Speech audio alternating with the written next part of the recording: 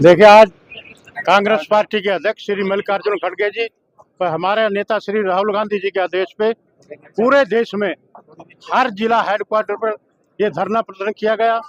जिस तरह से भारतीय जनता पार्टी की सरकार ने अमेरिका से ट्रेड डील करके हमारे किसान को बर्बाद करने के दस्तक किए, आज अमेरिका का माल हमारे बाजारों में आएगा तो हमारे किसान के फसल को कौन यहाँ पर खरीदेगा। उससे पूरे हमारे किसान को भी, व्यापारी को भी बर्बाद करने का इन्होंने काम किया। दूसरा, जिस तरह से इन्होंने युवाओं को, बाहर के बच्चों को रोजगार देने का काम किया, जितनी भी नौकरियां इन्होंने निकाली 98% 95% बच्चे उस लिस्टों में बाहर के प्रदेशों को इन्होंने लगाने का काम किया। आज हमारा बेरोजगार दर दर की ठोकरें खाता फिरता है। कोई डोंकी के रास्ते, कोई किसी तरह विदेशों में अपने घर बात जमीन बेचकर विदेशों में जाने का काम कर रहा है। और पिछले दिनों जिस तरह से लाखों बुजुर्गों की इन्होंने बुढ़ापा पेंशन रोकने का काम किया, और जब उसका पूरे प्रदेश में विरोध हुआ, हर राजनीतिक पार्टी ने उसका विरोध किया। आप प्रेस के साथियों ने भी उसका विरोध किया, हमारे बुजुर्गों ने उसका विरोध किया।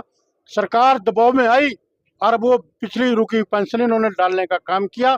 पेंशन तो डाल दी, लेकिन उसमें भी एक शर्त लगाई, भाई पेंशन तो हमने डाल दी, लेकिन हम इसकी आगे छानबीन करके इसको भी काटने का काम करेंगे।